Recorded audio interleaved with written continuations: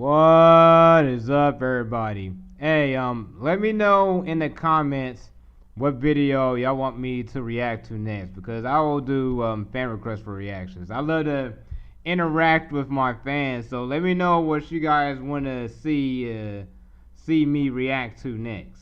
Let me know in the comments.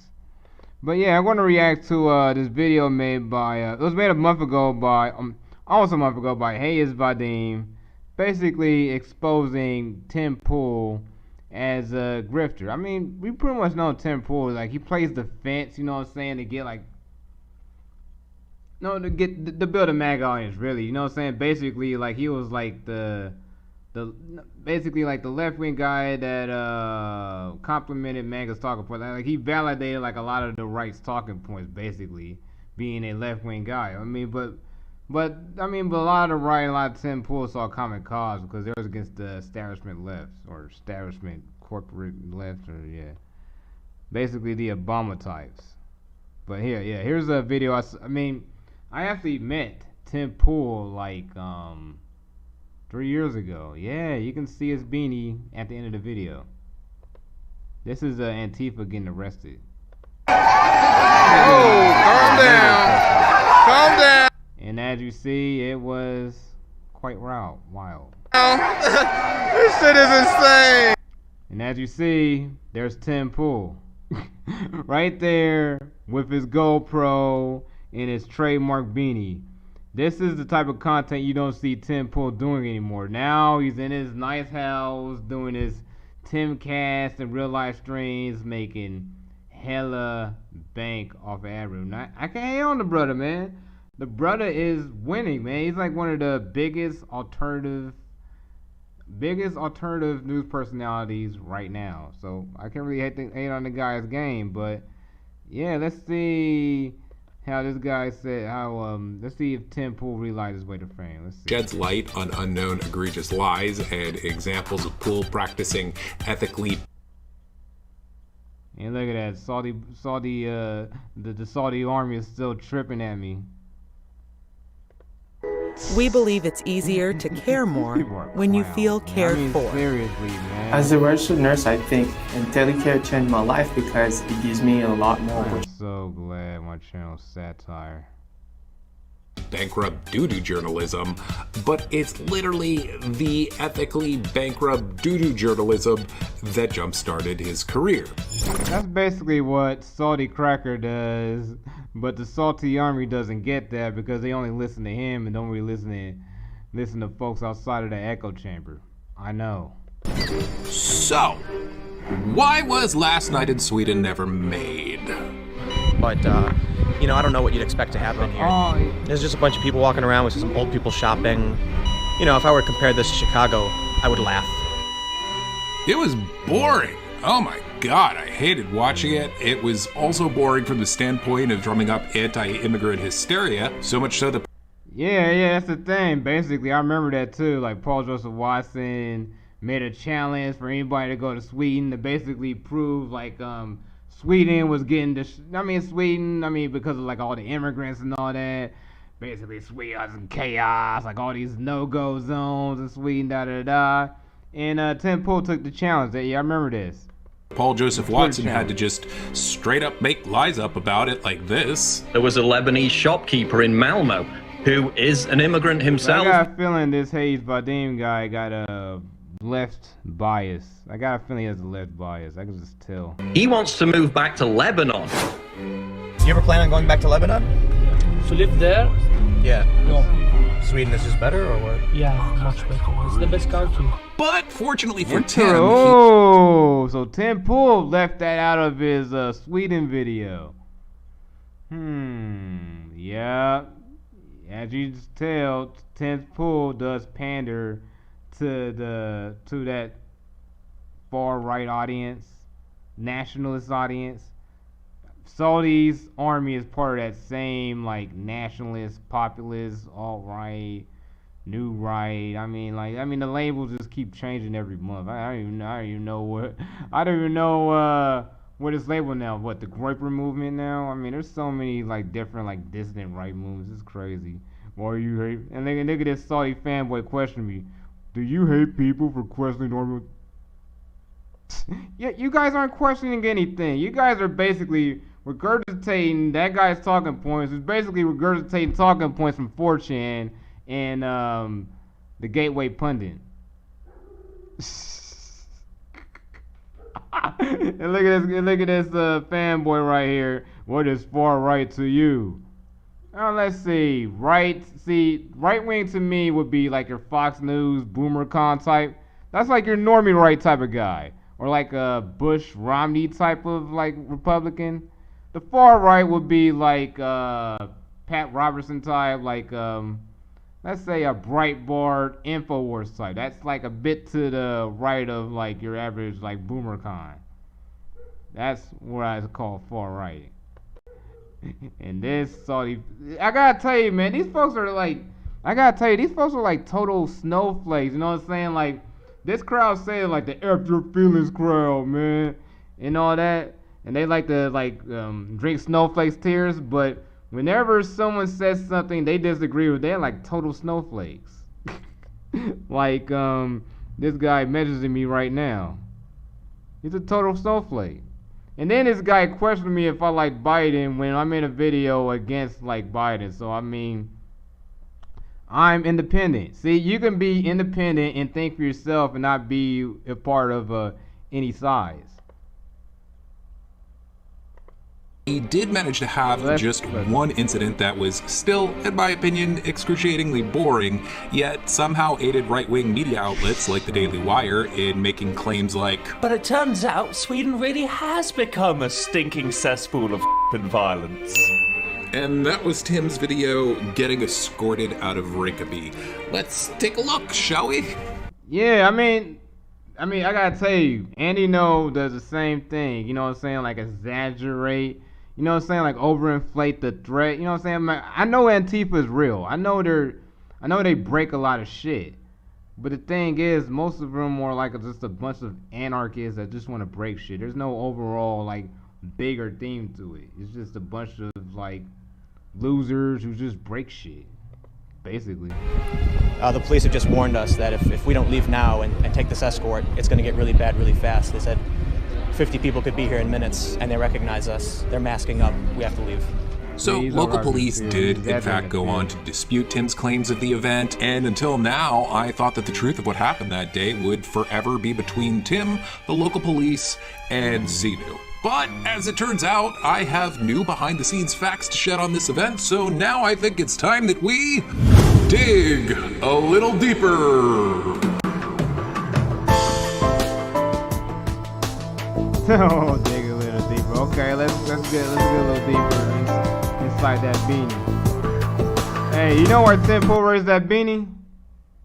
Take a guess why Tim Pool wears that beanie. I want to hear the answer. I want to see what your answer is.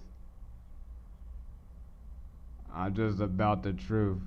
Well, if you're about the truth, you listen to a whole wide range of sources rather than like a guy like Salty Cracker. Because trust me, that guy is more of a comedian than like a serious journalist. If you want to get to a serious journalist, I recommend Whitney Webb. Whitney Webb, Matt Taibbi. Let's think of who else. Matt Taibbi. Let's see. Matt Taibbi's. Let me think of another good one who's like a bit less left biased. Oh yeah. So you do listen to him. Yeah, I recommend listening to them.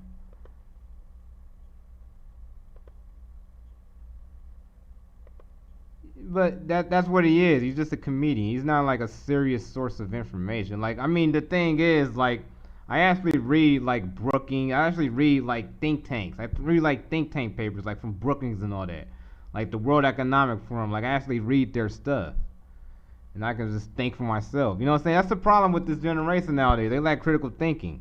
They rely on people to like think for them, or rely on people to like validate their talking points. I'm not like that. That's the thing, yeah. That is the thing. That is the whole Breitbart agenda. You know what I'm saying? If you pay attention to the Breitbart narrative, They always try to frame things like, oh, scary Muslims, the Islamic terror, radical Islamic terrorism is trying to bomb all of us and all. You know what I'm saying? Like radical Islamic terrorism and all that crap. Trying to fearmonger us on it. I lost my train of So, some quick updates as my premium patrons roll across the screen.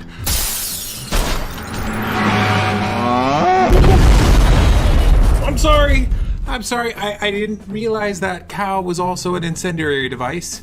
I feel bad. But anyhow, although this is technically a sequel to Tim Pool-Apocalypse, The Lost Tim Pool Tapes, this video can very much be enjoyed independently. The only info that I think we should reestablish is that Tim passed off an Alex Jones-level batshit fringe political group with neo-Nazi ties in his Sweden series as just regular Swedish dudes. That's a lot to unpack. Concerned with immigration. I'm not exaggerating, it's actually far worse than it sounds.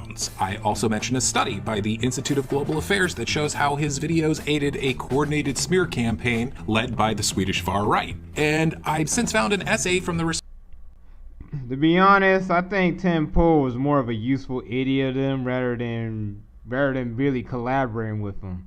You know what I'm saying? Like, Tim Pool is basically, I mean, you guys know, like, I'm talking to the guy right now. You know you guys use Tim Pool as, like, a useful idiot for your talking points. I know. Yeah, exactly. Control opposition is someone like Ben Shapiro. He's totally control opposition. Respected Brookings Institute, which cites Tim's videos specifically as materials that help Swedish far-right populist right-wing groups spread their rhetoric internationally. So keep that all in mind, because although you see, they say the same thing about another cat. That's another guy I'm thinking of, Glenn Greenwald. That is, let me see who's talking to me right now. Mushella. I recommend overall Glenn Greenwald. He's like the top journalist like right now in the world. There's no other journalist with his amount of influence that breaks the biggest stories and has as much influence as Glenn Greenwald. I tell you, Glenn Greenwald's a source of information over anybody else in the world. Video can be viewed as some sort of big tune. Libs and establishment hate that guy. They hate him more than your average right winger because he's a dissident to the left, basically. Cool dunk. What we're really looking at here is both the false narratives that people like Tim establish in order to spread harmful far-right-wing messaging, as well as the dishonest links they go to in order to achieve it. So, back to Rickabee. Tim's initial claims that you heard earlier both changed and escalated rather quickly, changing the story he told here in 4 key ways and making the event sound far more threatening than it initially was, and here are those differences. But in Stockholm and Rinkeby, they immediately start yelling at us. That while receiving the escort, as we were walking, there were people following us, yelling things. Oh, and finally, that police had said that irate flash mob of 50 masked people who were presumably sprinting there at an astonishing speed weren't empty-handed. Well, I'll let Tim explain. And the cop says, well, you know, look, maybe if we arrest one person, there'll be 50 more people here with stones. So now they were going to be armed with stones. Our CGI team whipped up this little recreation that thankfully never occurred. Now, Tim's upload of this footage at a certain point just fast forwards and you can't hear or see really anything that's going on, but I happen to have the unedited version, and well, the footage just does not line up with what he's saying. And here's something to keep in mind. Due to Tim's fast forwarding, you can tell, but he actually attempts to summarize what had just occurred 3 more times. We can't play all of them, but here's one. We have to get a police escort right now. We've been warned by them that it could get really dangerous if we don't leave right now from Rinkeby. A total of 4, and you'd think he'd mention just one of the 4 of these things at least once, as they would be important details, but he doesn't. And again, to be crystal clear, it's primarily these elements of Tim's story that alternative right-wing media sites both highlighted and sensationalized, which in turn Breitbart. I saw playing that in Breitbart. Massively raised both Tim's profile and that of the series. So it's extremely important that we just really drill down on these key points. So, claim number 1, they were being followed. Watching this at normal speed, I'm just not seeing anyone following him. I don't think he's in mortal danger at any point whatsoever, although there was this one point earlier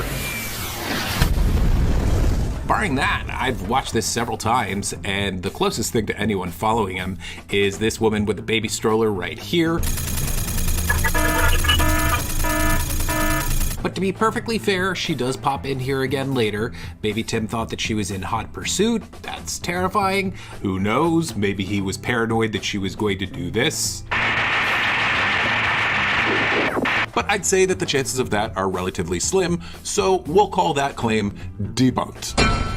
Claim number 2, people were shouting things. So I've listened to this several times over, and the closest thing that I could hear to anyone yelling anything at Tim is this. Oh, Tim, man, what's up?